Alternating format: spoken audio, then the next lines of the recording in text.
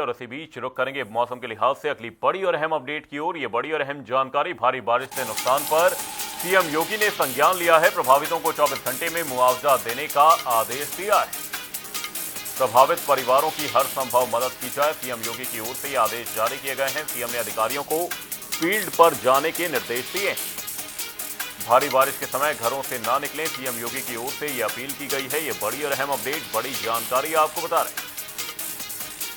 भारी बारिश से नुकसान पर सीएम योगी ने संज्ञान लिया है। प्रभावितों को 24 घंटे में मुआवजा देने का आदेश सीएम योगी की ओर से दिया गया। प्रभावित परिवारों को राहत दी जाए, सीएम ने अधिकारियों को फील्ड पर जाने के निर्देश दिए हैं। वहीं भारी बारिश के समय घरों से ना निकलें, सीएम योगी की ओर से ये अपील की गई।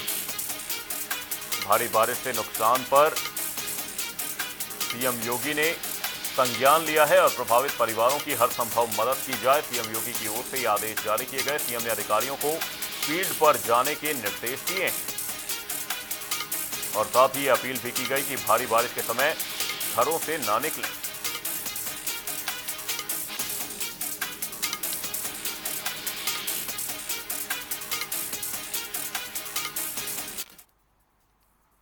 और मौसम से जुड़ी इस जानकारी पर चर्चा करने के लिए हमारे साथ हमारे दो सहयोगी जुड़े हुए हैं। प्रयागराज से हमारे सहयोगी सैयद मोहम्मद आमिर और कानपुर देहात से हमारे सहयोगी गौरव शुक्ला हमारे साथ लगातार बने हुए हैं।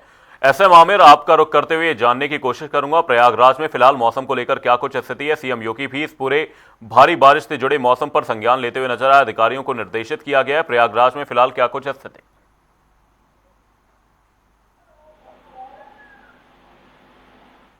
जैसे कि बारिश हर थोड़ी थोड़ी देर पर होती है, कभी धूप कभी छांव, इस तरह से लगातार मानसून बना हुआ है और प्रयागराज में लगातार बारिश हो रही है।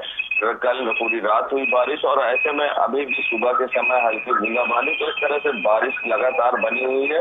और बात करी जाए प्रयागराज में तो संगम क्षेत्र में लगातार पानी बढ़ रहा है। गंगा यमुना का जल स्तर बढ़ रहा है, 84 कुछ खतरे का निशान है, मगर इस समय करीब 9 मीटर नीचे गंगा यमुना का जल स्तर है खतरे के निशान से, क्योंकि पहाड़ी इलाकों में जिस तरह से बारिश हो रही है उसका भी पानी प्रयागराज में पहुंच रहा है, जिससे कि खतरे की स्थिति के पास पानी पहुंचने का लगातार बना हुआ है और जल में वृद्धि हो रही है। और लगातार एनडीआरएफ और जो एसडीआरएफ है उनकी टीम यहाँ पे मॉक ड्रिल भी कर चुकी है कि पूरी तरह से अगर कोई तरह की आपदा आती है तो उनसे निपटा जा सके। और अधिकारियों ने भी लगातार निर्देशित किया है और लगातार नजरें बनाए हुए हैं। मगर हाँ, एक बात जरूर है कि हल्की सी बारिश के बाद भी जगह जगह जल भराव देखने को मिलता है और जो सड़कें हैं जिनकी मरम्मत नहीं हुई है वो काफी गड्ढे हैं और बारिश के कारण लोग काफी चोटिल हो जाते हैं, क्योंकि समझ मुझको नहीं आता है कि गड्ढा कहाँ है और जिस तरह से पानी भर जाने के बाद वो तालाब में तब्दील होते हैं उससे कहीं ना कहीं लोगों को परेशानी का सामना करना पड़ रहा है। और जो नगर निगम में महापौर ने लोगों को निर्देशित किया था और अधिकारियों की लापरवाही कहे या गैर जिम्मेदारी, जिसके कारण जल भराव की भी समस्या प्रयागराज में देखने को मिल रही है। जी, कानपुर देहात से हमारे सहयोगी गौरव हमारे साथ लगातार जुड़े हुए हैं। गौरव, स्वास्थ्य विभाग की इस दौरान किस तरह की तैयारियां हैं, क्योंकि बारिश के बाद देखा जाता है कि डेंगू, मलेरिया इस तरह के केस लगातार सामने आते हैं और ऐसे में स्वास्थ्य विभाग की ओर से क्या कुछ तैयारियां की गई हैं मॉनसून सीजन को देखते हुए?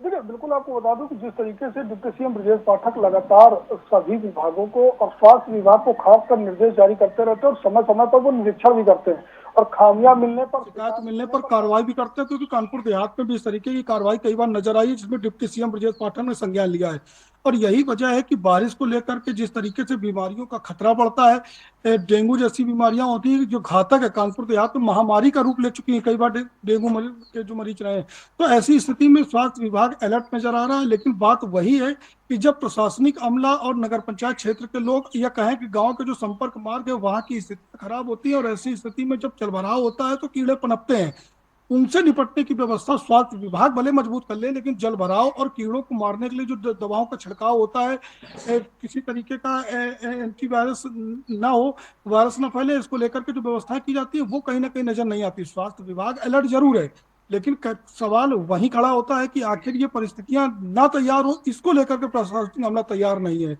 और जिस तरीके से आपने बताया कि बारिश को लेकर स्वास्थ्य विभाग का अलर्ट है, मौसम विभाग का अलर्ट और मुख्यमंत्री भी बेहद संजीदा है कि जिस तरीके से अगर कोई इस मामले में प्रभावित होता है किसी का घर गिरता है तो उसे आपदा के तौर पर जो राहत सामग्री देनी है, जो व्यवस्थाएं देनी है, वो समय से पहुंचाई जाए। और सबसे बड़ी बात यह है कि उनका रेस्क्यू समय से किया जाए। टीम को पूरी तरह से अलर्ट कर रखा है, क्योंकि बिल्कुल। उत्तर प्रदेश सरकार और मुख्यमंत्री योगी आदित्यनाथ के नेतृत्व में लगातार संजीदा है, सजग है, और यही वजह है कि लोगों का भरोसा लगातार बना हुआ है। जी, 11 नदियां उफान पर हैं, बाढ़ का खतरा लगातार बना हुआ है। बहुत बहुत धन्यवाद आप दोनों ही सहयोगियों का तमाम जानकारी के लिए। आपको बता दें, उत्तर प्रदेश में मानसून ने एक बार फिर रफ्तार पकड़ ली है। चित्रकूट में मंदाकिनी नदी उफान पर है और यूपी एमपी पुल पानी में डूब चुका है।